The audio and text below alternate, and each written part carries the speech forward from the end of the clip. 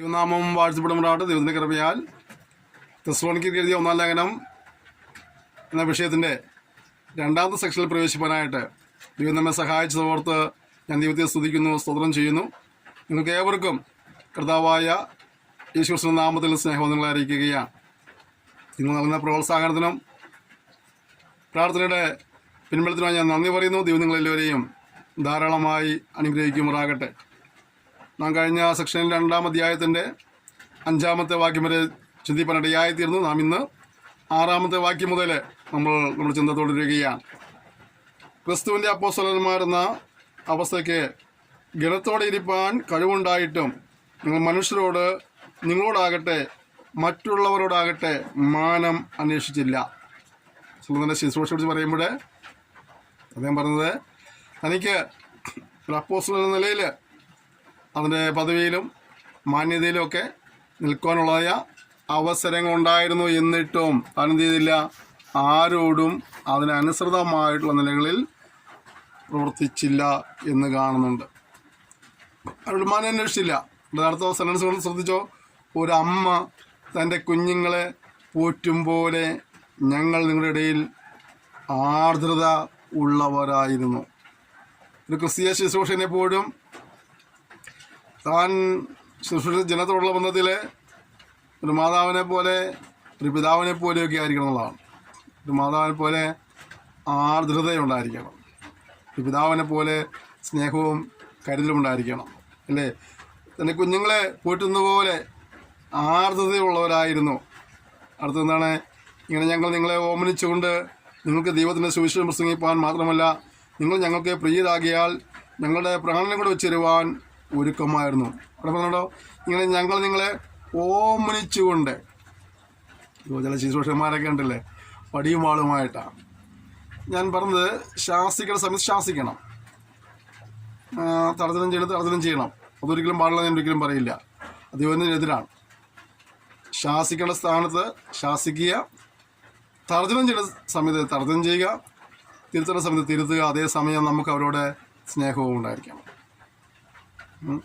അവരുടെ സങ്കടം എന്ന് പറയുമ്പോൾ അവരൊരു തെറ്റ് എന്ന് പറഞ്ഞാൽ പോലും അതൊരു അമ്മയുടെ ആർദ്രത പോലെ, ഒരു പിതാവിൻ്റെ സ്നേഹം പോലെയൊക്കെ അതിനെപ്പോലും തിരുത്തണം, ശാസിക്കണം.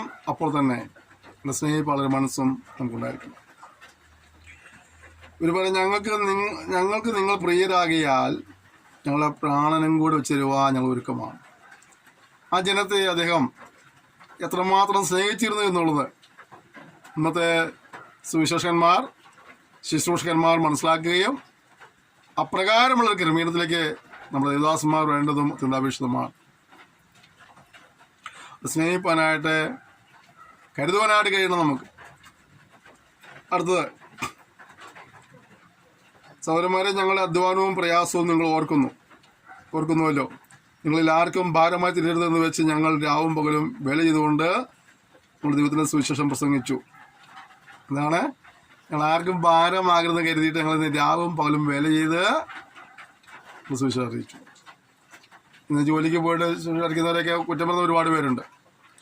പക്ഷേ ഞാൻ പറയുന്നത്, കഴിയുമെങ്കിൽ അങ്ങനെ ചെയ്യുന്ന നല്ല കാര്യമാണെന്നുള്ളതാണ്.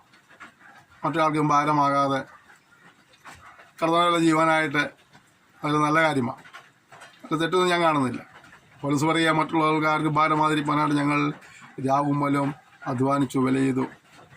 ഇവിടെ നമ്മളും ആ നിലകളിലൊക്കെ ഒന്ന് വന്നിരുന്നെങ്കിൽ കുറച്ചുകൂടെയൊക്കെ സുവിശേഷത്തിൻ്റെ വ്യാപനം നടക്കുമായിരുന്നു ചിന്തിക്കുക. അടുത്തത്, ദൈവത്തിൻ്റെ സുവിശേഷം പ്രസംഗിച്ചു. വിശ്വസിക്കുന്ന നിങ്ങളുടെ ഇടയിൽ ഞങ്ങൾ അത്ര പവിത്രമായും നീതിയായും അനന്യമായും നടന്നു എന്നിനും നിങ്ങളും ദൈവവും സാക്ഷി. അടുത്ത തന്നെ അവരുടെ നടുവിൽ എങ്ങനെയായിരുന്നു സാക്ഷ്യം പറയുക. നിങ്ങളുടെ നടുവിൽ എങ്ങനെയായിരുന്നു?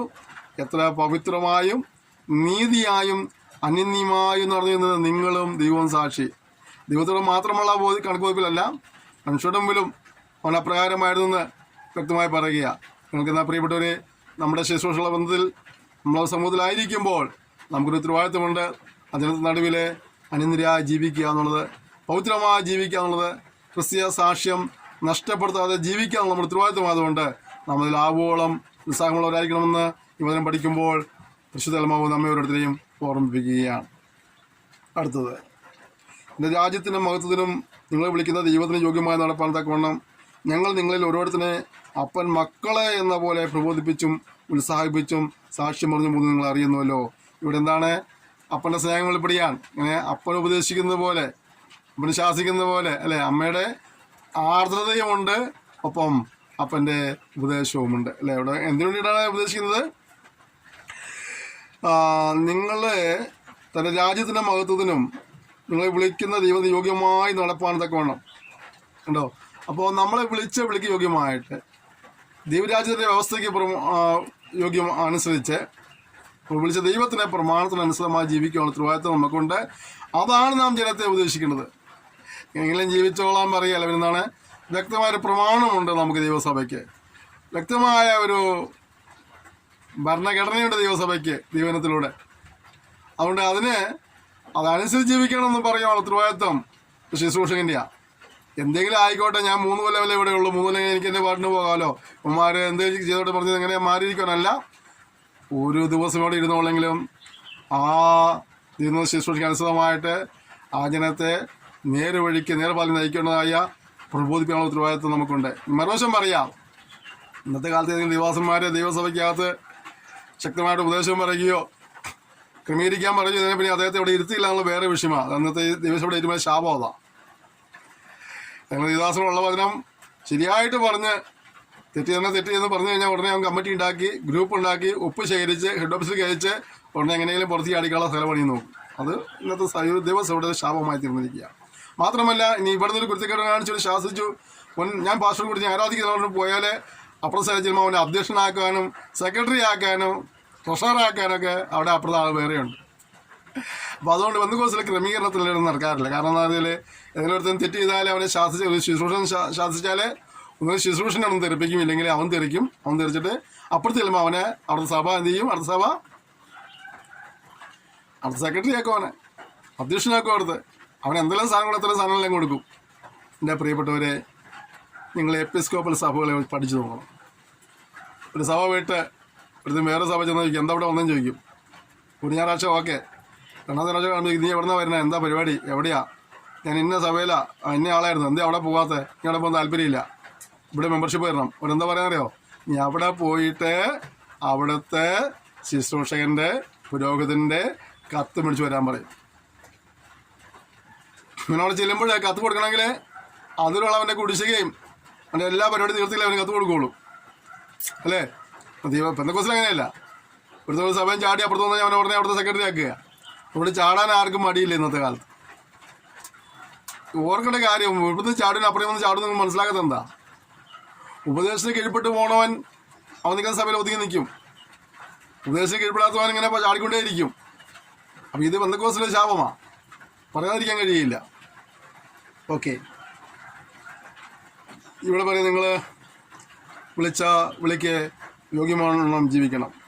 ഞങ്ങൾ പ്രസംഗിച്ച ദൈവവചനം നിങ്ങൾ കേട്ടു, മനുഷ്യൻ്റെ വചനമായിട്ടല്ല സാക്ഷാലാകുന്നത് പോലെ ദൈവവചനമായിട്ട് തന്നെ കൈക്കൊണ്ടതിനാൽ ഞങ്ങൾ ദൈവത്തെ ഇടപെടാതെ സ്തുതിക്കുന്നു. വിശ്വസിച്ച് നിങ്ങളിൽ അത് വ്യാപരിച്ചുകൊണ്ടിരിക്കുന്നു. എന്താണ്? ഞങ്ങൾ പ്രസംഗിച്ച ദൈവവചനം നിങ്ങൾ കേട്ടു, അത് മനുഷ്യൻ്റെ വചനമായിട്ടല്ല. ഈ പ്രസംഗിക്കുന്ന ഓരോ വചനവും ഇത് എൻ്റെ സ്വന്തം വാക്കുകളല്ല, ഇത് ദൈവത്തിൻ്റെ പരിശുദ്ധമാവ് എഴുതി വെച്ച ദൈവത്തിൻ്റെ വചനമാണ്. ഇത് കേൾക്കുന്നവൻ ഓർക്കേണ്ട കാര്യം, ഇത് എൻ്റെ വാക്കായിട്ട് തള്ളിക്കളയരുത്. പിന്നെന്താണ്? അത് ദൈവത്തിൻ്റെ വചനമാണ്. ഇവിടെ വായിച്ചത് തെസ്സലോനിക്കയിലെ ദൈവങ്ങളോട് പറയാം, ഞങ്ങൾ പ്രസംഗിച്ച ദൈവവചനം നിങ്ങൾ കേട്ടു, മനുഷ്യൻ്റെ വചനമായിട്ടല്ല. പിന്നെ എന്താ ചെയ്തത്? സാക്ഷാൽ ആകുന്നത് പോലെ ദൈവവചനമായിട്ട് തന്നെ കൈക്കൊണ്ടതിനാൽ ഞങ്ങൾ ദൈവത്തെ സ്തുതിക്കുക. അപ്പോൾ ഇത് ദൈവവചനമാണെന്ന് വിചാരിച്ചുകൊണ്ട് തന്നെ നിങ്ങൾ കൈക്കൊള്ളണം. നമ്മളവർക്ക് ഇതിന് അനുഗ്രഹം കിട്ടുന്നത്. നിങ്ങളുടെ അടുത്ത സെൻറ്റൻസ് കണ്ടോ? അതാണ് ഏറ്റവും ചിന്തിക്കുന്ന കാര്യം. എന്താണ്? വിശ്വസിക്കുന്ന നിങ്ങളിൽ അത് വ്യാപരിച്ചുകൊണ്ടിരിക്കുന്നു. ആരാണ് ദൈവവചനം എന്ന നിലയിൽ ഏറ്റെടുക്കുന്നത്, അതനുസരിക്കുന്നത്, വിശ്വസിക്കുന്നത്, അവനിത് വ്യാപരിക്കുവാന്ന് തുടങ്ങും. Praise God. ദൈവത്തിൻ്റെ വലിയ അത്ഭുതപ്രവർത്തനം. ഇത് കേട്ടിട്ട് അവിടെ ചുമ്മാ ഒതുങ്ങിയിരിക്കുന്ന വചനമല്ലെന്ന് എന്താ പറഞ്ഞില്ലേ? എൻ്റെ വായിൽ നിന്ന് പുറപ്പെടുന്ന എൻ്റെ വചനം അത് വെറുതെ എങ്കിലേക്ക് മടങ്ങി വരാതെ അത് അയച്ച കാര്യം ചെയ്യും. അങ്ങനെയാണ് കർത്താവ് നമ്മളൊരു വചനം കേൾപ്പിച്ചാൽ അതിന് പുറകെ ദൈവത്തിന് ഉദ്ദേശമുണ്ട്. അത് പൂർത്തീകരിക്കാനായിട്ട് വിശ്വസിക്കുന്ന വ്യാപരിച്ചുകൊണ്ടിരിക്കുക. ദൈവത്തിന് വചനം കേട്ട് വിശ്വസിക്കുന്ന പ്രിയപ്പെട്ടവരെ, നിശ്ചയമായി നിങ്ങൾക്ക് നഷ്ടമല്ല, ജീവിതത്തിലെ അനുഗ്രഹത്തിനും വിടുതലിനും കാരണമായി തീരും. കാരണം എന്താ? ഇത് നിങ്ങളിൽ വ്യാപരിക്കുവാനിടയായിത്തീരും. വിശുദ്ധ അങ്ങനെ പറഞ്ഞത് അല്ലേ? നിങ്ങൾ ദൈവജനമായി സ്വീകരിച്ചിട്ടുണ്ടെങ്കിൽ അത് നിങ്ങൾ വിശ്വസത നിങ്ങളിൽ എന്ത് ചെയ്യും? ഇത് ദൈവശക്തിയായി വ്യാപരിക്കുവാനിടയായിത്തീരും. ഓക്കെ, അടുത്തത് സഹോദരന്മാരെ, യഹൂദിയിൽ ക്രിസ്തുവേശുള്ള ദൈവസഭകൾക്ക് നിങ്ങൾ അനുകാരികളായി തീർന്നു. അപ്പോൾ ദൈവസഭകൾക്ക് ഇവർ അനുകാരികളായി തീർന്നു, മാതൃകാ പുരുഷന്മാരായി തീർന്നു. അല്ലെങ്കിൽ ഇത് നൽകി പറഞ്ഞാൽ ഞങ്ങളെ നോക്കി നടക്കണമെന്ന് പറയുന്ന രീതിയിലുള്ള നായകന്മാരായി തീർന്നു എന്നുള്ളതാണ്. ശാന്തമായിട്ട് നമുക്ക് നമ്മൾ നോക്കി 20 കൊല്ലമായി രക്ഷിക്കപ്പെട്ട് സ്നാനപ്പെട്ടിട്ട്, 30 കൊല്ലമായി, 50 കൊല്ലമായി, 10 കൊല്ലമായി, 5 കൊല്ലമായി, 2 കൊല്ലമായി, 1 കൊല്ലമായി, എത്രയെങ്കിലും ആവട്ടെ, എത്രമാത്രം ക്രിസ്തീയ ജീവിതത്തിൻ്റെ മാതൃകയെ പിൻപറ്റിക്കൊണ്ട് ആ മാതൃക പോലെ പെട്ടുപോകാൻ കഴിയുന്നുണ്ടെന്ന് ശാന്തമായി ചിന്തിക്കുവാൻ നമുക്ക് ഈ സമയം വിനിയോഗിക്കാം. ഇത് പറയുക, നിങ്ങൾ യഹൂദിലുള്ള സകല സഭയ്ക്കും നിങ്ങൾ അനുകാരികളായി മാറിയിരിക്കുന്നു. നമുക്കും മറ്റുള്ളവർക്ക് മാതൃകകളായി തീരുവാൻ, അനുകാരികളായി തീരുവാനായിട്ട് നമ്മൾ സമർപ്പിക്കുവാൻ ഈ പാടുമടി കർത്താവ് ഇടവരുത്തട്ടെ. നമ്മളിലേക്ക് തന്നെയാണ് ക്രമീകരണങ്ങൾ ആവശ്യം, നമുക്കാണ് തിരുത്തലുകൾ ആവശ്യം എന്ന കാര്യം മനസ്സിലാക്കിക്കൊണ്ട് നമ്മെ ഒന്നും കൂടെ സമർപ്പണം ചെയ്യുവാനെ കർത്താവ് നമ്മെ സഹായിക്കുമാറാകട്ടെ. അവിടെ യഹൂദരാൽ അനുഭവിച്ചു തന്നെ നിങ്ങൾ എൻ്റെ സ്വജാതിക്കാരാൽ അനുഭവിച്ചുവല്ലോ. യഹൂദർ കർത്താവായ യേശുവിനെയും സ്വന്തം പ്രവാചകന്മാരെയും കൊന്നവരും ഞങ്ങളെ ഓടിച്ചു കളഞ്ഞവരും ദൈവത്തെ പ്രസാദിപ്പിക്കാത്തവരും സകല മനുഷ്യർക്കും വിരോധികളും ജാതികൾ രക്ഷപ്പെടേണ്ടതിനായി ഞങ്ങൾ അവരോട് പ്രസംഗിക്കുന്നത് വിലക്കുന്നവരും ആകുന്നു. അങ്ങനെ അവർ തങ്ങളുടെ പാപങ്ങളെ എപ്പോഴും പൂരിപ്പിക്കുന്നു. എന്നാൽ ദൈവക്രോധം അവരുടെ മേൽ വീഴ്ത്തു വന്നിരിക്കുന്നു. പ്രവചനം കണ്ടോ? ഒരു കൂട്ടരെപ്പോഴും സുവിശേഷ വിരോധമായിരിക്കും. അവർ ദൈവത്തിൻ്റെ പ്രവാചകന്മാർക്കെതിരായിരിക്കും, അപ്പോസ്തലന്മാർക്കെതിരായിരിക്കും. അല്ലേ? യഹൂദന്മാരെങ്ങനെയായിരുന്നു? യഹൂദന്മാർ സുവിശേഷത്തിനെതിരായിരുന്നു, യേശുവിനെതിരായിരുന്നു, പ്രവാചകന്മാർക്കെതിരായിരുന്നു. ഈ കാലഘട്ടത്തിൽ അറിയാം, പലരും രക്ഷിക്കപ്പെടാതിരിക്കാൻ വേണ്ടി സുവിശേഷത്തിന് തടസ്സം കൊണ്ടുവരുന്ന, എതിർപ്പ് കൊണ്ടുവരുന്നതായ പല വ്യക്തികളും ശക്തികളും ഇന്നുമുണ്ട്, അന്നുമുണ്ടായിരുന്നു. അവർ എന്ത് ചെയ്യാന്നറിയാമോ? അവർ ചിന്തിക്കുന്നത് ഈ സുവിശേഷം തടയിട്ട് കഴിഞ്ഞാൽ അവർക്കൊന്നും സംഭവിക്കില്ലെന്നാ. പക്ഷെ വചനം പറയുന്നത് സുവിശേഷത്തിന് തടയിടുന്നവർ എന്ത് സംഭവിക്കാൻ പോകുന്നു? അവർ അവരുടെ പാപങ്ങളെ എപ്പോഴും പൂരിപ്പിച്ചുകൊണ്ടിരിക്കുകയാണ്. നമ്മുടെ അടുത്തത് ദൈവകോപം അവരുടെ മേൽ മുഴുത്തു വന്നിരിക്കുന്നു. സുവിശേഷത്തിന് ഏതെങ്കിലും നിലകളിൽ തടയിടുന്ന പ്രിയപ്പെട്ടവരെ ഒരു കാര്യം മനസ്സിലാക്കണമേ.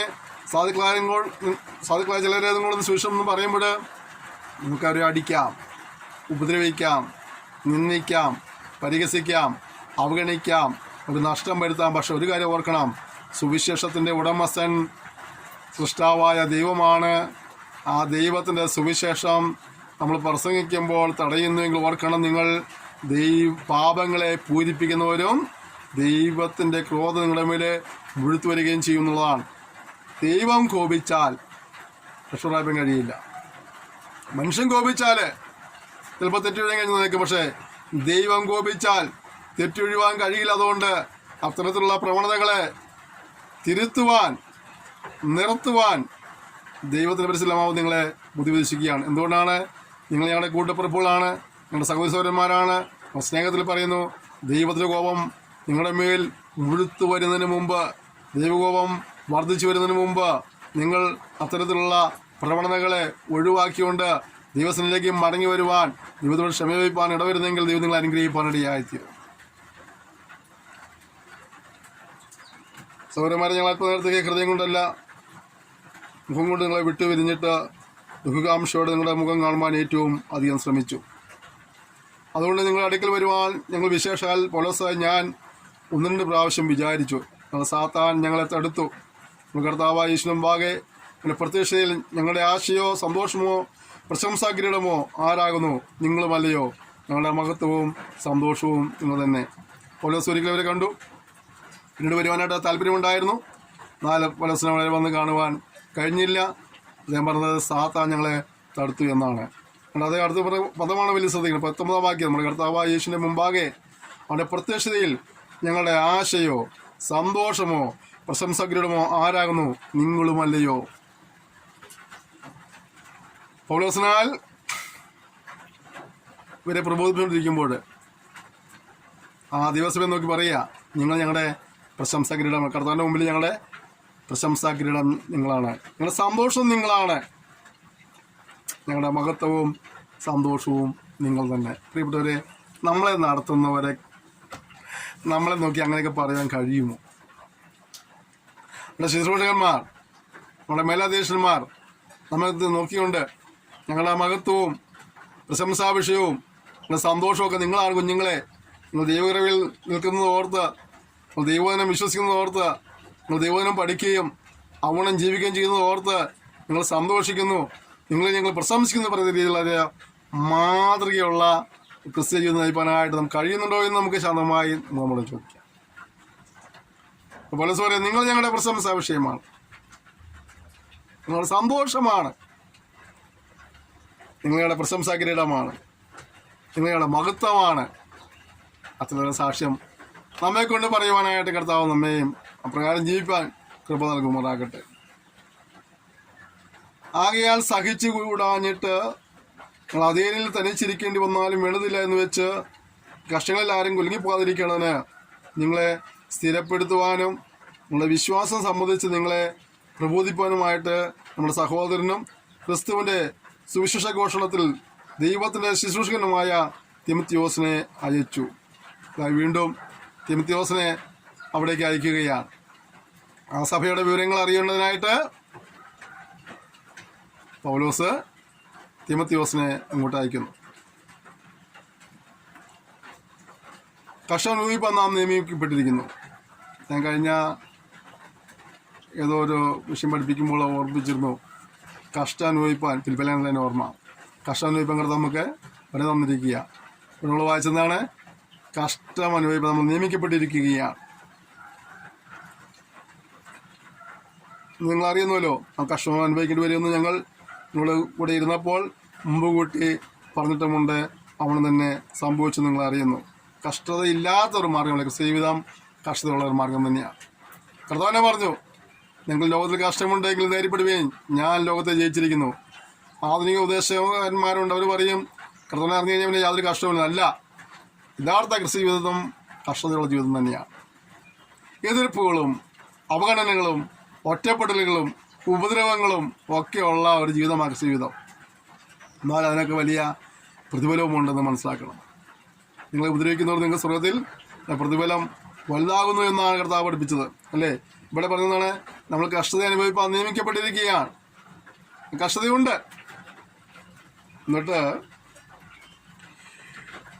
ഇത് നിമിത്തം എനിക്ക് ഒട്ടും സഹിച്ചു കൂടാഞ്ഞിട്ട് പരീക്ഷ നിങ്ങളെ പരീക്ഷിച്ചു പോവും, ഞങ്ങളുടെ പ്രയത്നം വെറുതായി പോയെന്നും ഭയപ്പെട്ടു. ഞാൻ നിങ്ങളുടെ വിശ്വാസത്തിൻ്റെ വസ്തുത അറിയണമെന്ന് ആളയച്ചു. ഇവിടെ തിമോത്തിയോസ് നിങ്ങളുടെ അടുക്കൽ വന്നു നിങ്ങളുടെ വിശ്വാസത്തെയും സ്നേഹത്തെയും പറ്റിയും ഞങ്ങൾ നിങ്ങളെ കാണുവാൻ വാഞ്ചിക്കുന്ന പോലെ നിങ്ങൾ ഞങ്ങളെയും കാണുവാൻ വാഞ്ചിച്ചുകൊണ്ട് നിങ്ങളെക്കുറിച്ച് നിങ്ങൾക്ക് എപ്പോഴും നല്ല ഓർമ്മയുണ്ട് എന്നും ഞങ്ങളുടെ സ്വതന്ത്രമാനം അറിയിച്ച കാരണത്താൽ സഹോദരന്മാരെ, ഞങ്ങളുടെ സകല കഷ്ടത്തിലും സങ്കടത്തിലും നിങ്ങളെ വിശ്വാസം ഇതുവായി ഞങ്ങൾ നിങ്ങളെക്കുറിച്ച് ആശ്വാസം പ്രാപിച്ചു. കഷ്ടം അനുഭവിക്കുമ്പോഴും ഒരു സന്തോഷമായ കാര്യം എന്താണ്?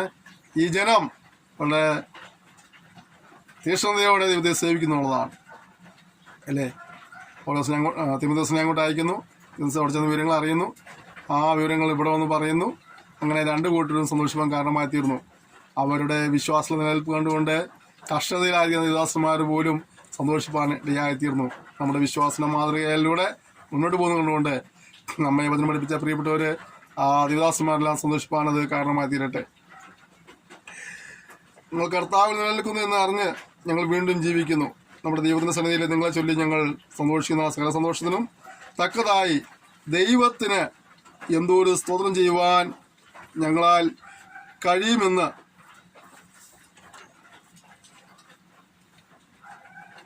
ഇനി നിങ്ങളുടെ മുഖം കാണുവാനും വിശ്വാസത്തിന്റെ കുറവ് തീർപ്പാനുമായി ഞങ്ങൾ രാവും പകലും വളരെ താല്പര്യത്തോടെ പ്രാർത്ഥിച്ചു പോരുന്നു. അവിടെ ഇവരെ വിശ്വസത്തോടെ ദൈവത്തെ സേവിക്കുന്ന ഓർത്ത് അദ്ദേഹം സന്തോഷിക്കുകയാണ്. പ്രിയപ്പെട്ടവരെ, നമ്മുടെ ജീവിതത്തിലും അപ്രകാരമുള്ള ഒരു മാതൃകയുള്ള ക്രിസ്തുവിനെ കർത്താവ് നമ്മെ ഓരോരുത്തരെയും സഹായിക്കുമാറാകട്ടെ. നമ്മുടെ ദൈവവും പിതാവുമായവന് നമ്മുടെ കർത്താവായ യേശുവും നിങ്ങളുടെ അടുക്കൽ വരുവാൻ വഴി നിർത്തി തരുമാറാകട്ടെ. അതായത് അവരെ കാണുവാനുള്ള ആഗ്രഹമുള്ളതുകൊണ്ട് പറയുകയാണ്, നമ്മുടെ ദൈവം നമുക്ക് ഒരു അവസരം ഒരുക്കട്ടെ. ആ വിശ്വാസവും ആ സ്നേഹവും ഉള്ളതുകൊണ്ട് അവരെ കാണാൻ വളരെ വാഞ്ചയുണ്ട്. ഞാൻ പലപ്പോഴും ഞങ്ങൾ ശുശ്രൂഷ പോകുന്നതായ ദൈവസഭകളെ 5-6 കൊല്ലമൊക്കെ ഇരുന്ന് സഭ ശുശ്രൂഷയ്ക്ക് ശേഷമായിട്ടായിരിക്കും ഞങ്ങൾ മറ്റു സ്ഥലത്തേക്ക് പോകുന്നത്. അപ്പോൾ ചില സന്ദർഭങ്ങളിലൊക്കെ അവർ ഭാഷയിൽ വരണം, പക്ഷേ വാ എന്താ വരാത്തതെന്ന് ചോദിക്കാറുണ്ട്. ഇപ്പോഴൊന്നും സാധിക്കാറില്ല. ആദ്യകാലങ്ങളൊക്കെ മൊബൈലും ഫോണും ഇല്ലാത്തൊരു കാലഘട്ടത്തിലൊക്കെ ഞങ്ങൾ ശുശ്രൂഷ ആരംഭിച്ച കാലഘട്ടങ്ങൾ അങ്ങനെ സംവിധാനം ഉണ്ടായിരുന്നില്ല. സഭയിലെ വിശ്വാസികൾക്ക് പോലും ആർക്കും ഫോൺ ഉണ്ടായിരുന്നില്ല. അപ്പോൾ അങ്ങനെയുള്ള സമയത്ത് പോലെ അയൽവക്കത്തെ നിങ്ങൾ വീട്ടിലേക്ക് വിളിച്ച് ചോദിച്ചിട്ടൊക്കെ വിവരങ്ങൾക്ക് അറിഞ്ഞുകൊണ്ടിരുന്നത്. അല്ലെങ്കിൽ ഒരു കത്തൊക്കെ എഴുതുമ്പോഴാണ്. ഇപ്പോൾ കാലങ്ങൾക്ക് പോയി ഇപ്പോൾ അവരിരിക്കുന്ന സ്ഥാനത്ത് നിന്ന് എനിക്കും അവർക്കും ഞാനും ഒക്കെ മെസ്സേജ് അയക്കുകയും ശേഷം ചോദിക്കുകയും ചിലപ്പോൾ വീഡിയോ കോളൊക്കെ വിളിക്കുകയും ചെയ്യാറുണ്ട്. അപ്പോൾ ഇതൊന്നും ഇല്ലാത്തൊരു സൗകര്യങ്ങളില്ലാത്ത കാലഘട്ടത്തിൽ കാണാൻ വളരെ ആഗ്രഹമുണ്ടാകും. അപ്പോൾ ഈ കത്ത് ആകൂടെ ഒരു ആശ്വാസം. ഒരു കത്ത് അയക്കും, 5-8 ദിവസം നമ്മൾ കിട്ടും. അവിടുന്ന് 4 ദിവസം അവർ മറുപടി അയക്കും. മാസത്തിൽ ഒരു കത്ത് അല്ലെങ്കിൽ 2 കത്ത് ചിലപ്പോൾ കിട്ടിയെന്ന് വരും, വിവരങ്ങൾ അറിയുവാനായിട്ട്. അപ്പോൾ ചിലപ്പോഴൊക്കെ അവർ വിളിക്കും, ചില വിശേഷങ്ങൾ പറഞ്ഞ് വിളിക്കുമ്പോഴൊക്കെ ചിലപ്പോൾ പോകാൻ നമുക്ക് കഴിയാറില്ല. എന്നാൽ നമുക്ക് അവരെ പോയി കണ്ട് സന്തോഷപ്പെടുന്ന അവസരം ഒരുക്കിയിട്ടുമുണ്ട്. അവിടെ പൗലോസെ തെസ്സലോനിക്കയിൽ വീണ്ടും വരുവാനുള്ള ആഗ്രഹം പറയുക. കർത്താവ് അവസരം ഒരുക്കിയാൽ വഴി തുറന്നു വന്നാൽ ഞാൻ വീണ്ടും വരുമെന്നുള്ളതായ ആ സ്നേഹബന്ധം ഉറപ്പിക്കുവാൻ പുതുക്കുവാനായിട്ട് നമ്മളുണ്ട് ആഗ്രഹിക്കുന്ന കാര്യമാണ് പറയുന്നത്. അപ്പം ഞങ്ങൾക്ക് നിങ്ങളോടുള്ള സ്നേഹം വർദ്ധിക്കുന്നത് പോലെ കർത്താവ് നിങ്ങൾക്ക് തമ്മിലും എല്ലാവരുള്ള സ്നേഹം വർദ്ധിപ്പിച്ച് കവിയുമാറാക്കുകയും. അപ്പോൾ ശുശ്രൂഷന്മാരോട് അല്ലെങ്കിൽ ഉപദേഷ്ടാക്കളോട് അപ്പോസ്തലന്മാരോട് ഒരു സ്നേഹമുള്ളതുപോലെ തന്നെ ആരോട് സ്നേഹം ഉണ്ടാകണം? സഹവിശ്വാസികൾ തമ്മിലും സ്നേഹം ഉണ്ടാകണം. ഇന്ന് സഭകളെ ഗ്രൂപ്പാണ്. ചിലർക്ക് ഭാഷ വലിയ ഇഷ്ടമാണ്, ഭാഷയ്ക്ക് ചില വിശ്വാസങ്ങൾ ഭയങ്കര ഇഷ്ടമാണ്, അല്ലേ? നിങ്ങളെ സഭകളൊക്കെ ഇന്ന് നമ്മുടെ ചുറ്റുപാടുകളുണ്ട്. ഈ ഭാഷയോട് ഇഷ്ടം അല്ലെങ്കിൽ ഭാഷയ്ക്ക് അവരോട് ഇഷ്ടം മാത്രം പോരാ, സഹവിശ്വാസികളായ എല്ലാവരോടും സ്നേഹം ഉണ്ടാകണം, അല്ലേ? ചിലരൊക്കെ അല്ലേ വരുമാനം നോക്കിയിട്ട് സ്നേഹിക്കുന്ന ആൾക്കാരുണ്ട്, അല്ലേ? മിക്ക സഭയുടെയും പരാതി എന്നാണ്, ആ പണമുള്ള അച്ചായനെ ഭാഷയ്ക്ക് വലിയ ഇഷ്ടമാണ്, ഞങ്ങളുടെ ഭാഷ ഞങ്ങളുടെ വീട്ടിൽ വരാറില്ല, ഇരിക്കാറില്ല, അല്ലേ? അങ്ങനെ കംപ്ലൈൻറ്റ് പറയാറുണ്ട്. ശുശ്രൂഷകനെ സംബന്ധിച്ചിടത്തോളം ആ സഭയിൽ എത്ര പേരുണ്ടെങ്കിൽ അവരോട് എല്ലാവരോടും തുല്യ നീതി കാണിക്കുവാനിടവരണം. സ്നേഹം പാർശ്വവൽക്കരിക്കപ്പെടരുത്. കൂട്ടുവിശ്വാസികളെ സ്നേഹം എന്ത് ചെയ്യരുത്? മുഖപക്ഷത്തോടുള്ള സ്നേഹമായിരിക്കരുത്. ചിലപ്പോൾ ദശാംശം തന്നവനും ബോധരാജ ഇടുന്നവനും ഉണ്ടാവും, ഇതൊന്നും തരാൻ കഴിവില്ല തന്നെ ഉണ്ടാവും, ചിലപ്പോൾ ഉണ്ടായിട്ടും തരാത്തവരുണ്ടാവും. സ്നേഹിക്കുമ്പോൾ അവരെല്ലാം ഒരുമിച്ച് സ്നേഹിക്കാൻ കർത്താവ് സഹായിക്കട്ടെ. മിക്ക സഭയും കംപ്ലൈൻറ്റാണ്, ഞങ്ങളുടെ പാസ്റ്റർക്ക് ഇന്ന ആളുകളൊക്കെ ഇഷ്ടമുള്ളൂ, ഞങ്ങളുടെ വീട്ടിൽ വരാറില്ല, ഞങ്ങളുടെ വീട്ടിൽ പ്രാർത്ഥിക്കാറില്ല, ഞങ്ങൾക്ക് മൈൻഡ് ചെയ്യാറില്ല. ആ വീട്ടിൽ പോയാൽ മണിക്കൂറിലിരിക്കും പാസ്റ്റർ, ഇവിടെ വന്നാൽ 2 മിനിറ്റ് പോലും തികച്ചിരിക്കില്ല. അങ്ങനെ കംപ്ലൈൻറ്റ് പറഞ്ഞിട്ടുണ്ട്. അതൊക്കെ ദൈവദാസന്മാരെ, അതൊക്കെ നമ്മുടെ വീഴ്ചകളാണ്, പരാജയങ്ങളാണ്, താഴ്ചകളാണ്. മനസ്സിലാക്കി തിരുത്തുവാനായിട്ട് ഏതെങ്കിലും ഒരു ശുശ്രൂഷകൻ ഇത് കേൾക്കുന്നുണ്ടെങ്കിൽ ഇത് ക്രമീണം നമുക്ക് ആവശ്യമാണ്. നമുക്ക് അവരോട് ആഘോഷമൊന്നും വേണ്ട. നമ്മളെ വേലയ്ക്ക് വിളിച്ച് കർത്താവ് നമ്മൾ കരുതാൻ വിശ്വസന. അവൻ തന്നില്ലെങ്കിലും എന്തിനാ നിവൃത്തിയില്ലെങ്കിലും നമ്മളവനെ സ്നേഹിക്കുക, അവനോട് പ്രാർത്ഥിക്കുക. ഞങ്ങൾ ആദ്യം ശുശ്രൂഷ സഭയിലെ ദാസന്മാർ 2 പേര് എൻ്റെ ടീച്ചേഴ്സ് ബോർഡ് അംഗങ്ങളുടെയാണ്, അവർക്കറിയാം. നമ്മുടെ ശുശ്രൂഷ കാലഘട്ടത്തിൽ അവരുടെ കുടുംബങ്ങളിൽ പോലും വളരെ ദാരിദ്ര്യം അനുഭവിക്കുന്ന കാലഘട്ടമാണ്. ഇപ്പോഴൊക്കെ അവർക്ക് വരുമാനമൊക്കെ ആയി, അവർ സമ്പന്നരായി, ഓക്കെ. എന്നാൽ അന്ന് വളരെ ഇടുക്കവും ഞെരുക്കമുള്ള കാലഘട്ടമാണ്. അത് കുടുംബങ്ങൾ ഇവരെല്ലാം കുഞ്ഞുമക്കളാണ്, 1-ലോ 2-ലോ ഒക്കെ പഠിക്കുന്ന അല്ലെങ്കിൽ നേഴ്സ് പഠിക്കുന്ന പിള്ളേരൊക്കെ ആയിരുന്നു ഞാൻ ആ സമയത്ത് അവിടെ ചെല്ലുന്ന സമയത്തൊക്കെ. വളരെ സാമ്പത്തികമായി വളരെ ബുദ്ധിമുട്ട് അനുഭവിക്കുന്ന കാലഘട്ടത്തിൽ അന്ന് ഞങ്ങളുടെ ആ സഭയുടെ സ്തോത്രകാഴ്ച എന്ന് പറയുന്നത് ഒരാഴ്ചയിൽ 1.25 രൂപയായിരിക്കും. 1.25 രൂപ എന്ന് പറയുമ്പോൾ ഞങ്ങളുടെ സ്തോത്രകാഴ്ച പാത്രത്തിൽ ആ 1 രൂപ ഉണ്ടായിരിക്കും എപ്പോഴും. 50 ദിവസം ഞാനും എടുക്കും, 50 ദിവസം എൻ്റെ ഭാര്യ എടുക്കും, ഞങ്ങൾ 1 രൂപ ഇടും. എൻ്റെ അമ്മച്ചി വരും, ആ അമ്മച്ചിട്ട് 25 ദിവസം ഇടും. ആ 1.25 രൂപയായിരുന്നു ഞങ്ങളുടെ ആ ഒരാഴ്ചയിലെ സ്തോത്ര കാഴ്ച എന്ന് പറയുന്നത്. പുതിയ പ്രവർത്തനം ആരംഭിച്ചതാണ്. അപ്പോൾ അങ്ങനെ വിശ്വാസങ്ങളും സഭകളൊന്നും അധികം ഉണ്ടായിരുന്നില്ല. അതുകൊണ്ടൊരു പാസ്റ്റർ എങ്ങനെ ജീവിക്കുന്നതിനെ കുറിച്ചുള്ള ഒരു ധാരണ ദേശവാസികൾക്കില്ല. അവരുടെ ചിന്തയിൽ ഒരു പാസ്റ്റർ എന്ന് പറഞ്ഞാൽ ഇങ്ങനെയൊക്കെ വിദേശത്ത് നിന്ന് വരുമ്പോഴും പണം വന്നിട്ട് സുഭിക്ഷമായി ജീവിക്കുന്ന ആളുകളാണെന്നുള്ള ചിന്ത ആദ്യകാലങ്ങളിൽ ആ ദേശവാസികൾക്ക് ഉണ്ടായിരുന്നതുകൊണ്ട് തന്നെ അതിൽ പലരും അടുക്കാൻ മടിച്ചു. പിന്നീട് നമ്മൾ അവരുമായി സഹകരിക്കാൻ തുടങ്ങിയപ്പോൾ അവർ നമ്മളെ സഹകരിക്കാൻ തുടങ്ങിയപ്പോൾ അവർക്ക് മനസ്സിലായി ഇവരുടെ ജീവിതം വിശ്വാസമുള്ള ജീവിതം മനസ്സിലായി. ഞങ്ങളുടെ വീട്ടിലൊരു ഗസ്റ്റ് വരുമ്പോഴൊക്കെ പലപ്പോഴും തൊട്ടടുത്തൊക്കെ തുടങ്ങുന്ന വീട്, ആ വീട്ടിലെ ചേച്ചി ഓടി ഞങ്ങളുടെ വീട്ടിലേക്ക്, അവരുടെ വീടിന് പടിക്കൂടി വേണം ഞങ്ങളുടെ വീട്ടിലേക്ക് ആളുകൾ വരാനായിട്ട്. ഞങ്ങളുടെ ഇവിടേക്ക് വരുന്ന ആളുകൾ, കാരണം ഞങ്ങളുടെ വീട് ലാസ്റ്റ്, അപ്പോൾ അതുകൊണ്ട് ആ വഴിക്ക് വരുന്നുണ്ടെങ്കിൽ അവർക്കറിയാവുന്ന ഞങ്ങളുടെ വീട്ടിലേക്കായിരിക്കുമെന്ന്. ഞങ്ങളുടെ വീട്ടിലെ അവസ്ഥ അറിയാവുന്ന ആ ചേച്ചി ഓടി വന്ന് അടുക്കള വശത്തുള്ള എൻ്റെ വൈഫിനോട് ചോദിക്കും, കറി വെളുതിരിക്കുന്നുണ്ടോ, ചോറുണ്ടോ, അല്ലെങ്കിൽ ഇവിടെ നോക്കിയിട്ട് പുള്ളിക്കാരി ഓടിപ്പോയിട്ട് അവരുടെ വീട്ടിൽ വെച്ച കറിയും ചോറും കൊണ്ടുവന്ന് കൊടുത്ത് ഞങ്ങളെ ഗസ്റ്റുകളെ സൽക്കരിച്ച് പറഞ്ഞു വിട്ടിട്ടുണ്ട്. അതിനുശേഷം അവിടെ വിശ്വാസമായി തുടങ്ങി. അവർ സഭയുടെ ആത്മീയ ഭൗമിക കാര്യങ്ങളൊക്കെ കൂട്ടായ്മ കാണിക്കാൻ തുടങ്ങിയപ്പോൾ കുറച്ചുകൂടെ മാറ്റങ്ങൾ വന്നു. എങ്കിലും അവരെല്ലാവരും തന്നെ സാമ്പത്തികമായി വളരെ ബുദ്ധിമുട്ട് അനുഭവിക്കുന്ന ആളുകളായിരുന്നു. എന്നെ അവിടെ നിന്ന് പോന്നിട്ട് ആ സഭയിൽ നിന്ന് ശുശ്രൂഷ പോകുന്നത് 26 കൊല്ലം 27 കൊല്ലമായി, 28ാമത് കൊല്ലമാണ്. ഈ 28 കൊല്ലം കഴിഞ്ഞിട്ടും ആ ദേശവാസികൾക്കും ആ നിയമങ്ങൾക്കും ഇന്നും ഞങ്ങളെ വലിയ കാര്യമാണ്. ഞങ്ങൾ ചെന്ന് അനുഭവിച്ചതായ ആ കഷ്ടതയ്ക്കും പ്രയാസത്തിനൊക്കെ ദൈവം ഞങ്ങളെ അനുഗ്രഹിച്ചു. ആ കഷ്ടതയിൽ അവർ ദൈവത്തെ സേവിച്ചതിന് ദൈവം അവരെ അനുഗ്രഹിക്കാനിടയായിത്തീർന്നു. നമുക്ക് മുഖപക്ഷമില്ലാതെ കഷ്ടതയുടെ നടുവിലും മുഖപക്ഷമില്ല നമ്മുടെ ദൈവമക്കളെ എല്ലാവരും കാണുവാൻ, സ്നേഹിപ്പാൻ കൃപകൾക്കുമാറാകട്ടെ. ദൈവമാണ് നമ്മൾ വിളിച്ചത്. ദൈവത്തെ പോഷിപ്പിക്കുമെന്നുള്ളതായ ഉറച്ച വിശ്വാസം നമ്മളിൽ ഉണ്ടാകട്ടെ. യഥാർത്ഥ വാക്യം കാണുന്നതിനാണ് ഇങ്ങനെ നമ്മുടെ കർത്താവായ യേശു സകല വിശുദ്ധന്മാരുമായി വരുന്ന പ്രത്യക്ഷതയിൽ നമ്മുടെ ദൈവവും പിതാവുമാവിൻ്റെ മുമ്പാകെ വിശദീകരണത്തിൽ അന്യരായി വെളിപ്പെടുമെണ്ണം നമ്മുടെ ഹൃദയങ്ങളെ സ്ഥിരപ്പെടുത്തുകയും ചെയ്യുമാറാകട്ടെ. കർത്താവ് വരുമെന്നുള്ള കാര്യം പൗലോസ് കൂടെ ഓർമ്മിപ്പിക്കുകയാണ്. കർത്താവ് വീണ്ടും വരുന്ന തന്നെ പ്രബോധിപ്പിക്കുമ്പോൾ പറയുന്നത്, കർത്താവിനെ വരുമ്പോൾ കർത്താവായ സകല വിശുദ്ധന്മാരുമായി വരുന്ന പ്രത്യക്ഷതയിൽ നമ്മുടെ ദൈവവും പിതാവുമായവൻ്റെ മുമ്പാകെ വിശദീകരണത്തിൽ അന്യരായി വെളിപ്പെടുമെണ്ണം ഹൃദയങ്ങളെ സ്ഥിരപ്പെടുത്തി ചെയ്യുമാറാകട്ടെ. വിശദീകരണത്തിൽ അന്യരായി വെളിപ്പെടുവാനായിട്ട് നമ്മുടെ ഉത്തരവാദിത്തമാണ്. അതാണ് വിശുദ്ധീകരണത്തിൽ അന്യരായി വെളിപ്പെടുവാൻ. വിശുദ്ധിയിൽ നമ്മുടെ ജീവിതത്തിൽ സൂക്ഷ്മ ഉത്തരവാദിത്തമുണ്ട്. വാക്കിൽ, നോട്ടത്തിൽ, ചിന്തയിൽ, പ്രവൃത്തിയിൽ, കൊടുക്കൽ വാങ്ങലിലൊക്കെ വിശുദ്ധിയിൽ തികഞ്ഞവരാകുവാനായിട്ട്, വിശുദ്ധിയിൽ അന്യരായി ജീവിക്കാനായിട്ട് നമ്മൾ സമർപ്പിക്കുവാൻ കർത്താവിനോടത്തിലെയും സഹായിക്കുമാറാകട്ടെ.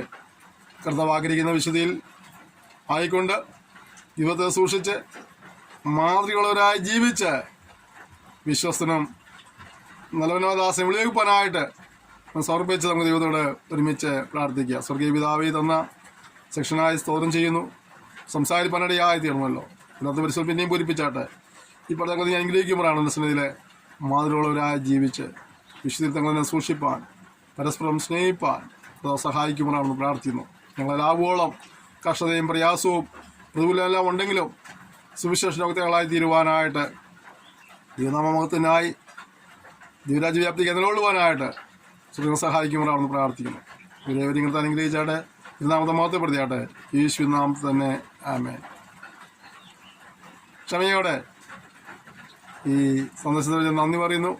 നിങ്ങളെല്ലാവരെയും ധാരാളമായി അനുഗ്രഹിക്കുമാറാകട്ടെ. കർത്താവ് താമസിച്ചാൽ അടുത്ത സെക്ഷനിൽ വീണ്ടും കാണാം. അതുവരെയും കർത്താവിൻ്റെ വിസ്താരം ചെറുകടിയിൽ നമ്മെ സൂക്ഷിക്കാനും പരസ്പരം ഓർത്ത് പ്രാർത്ഥിക്കാം. നിങ്ങൾ നൽകുന്ന പ്രോത്സാഹനം നന്ദി പറയുന്നു. സന്ദേശങ്ങൾ വീണ്ടും പങ്കുവയ്ക്കണം, ശുശ്രൂഷയോടുത്ത് പ്രാർത്ഥിക്കണം. എല്ലാ പ്രോത്സാഹനങ്ങൾക്കും സഹായ സഹകരണത്തിനും thank you. May God bless you.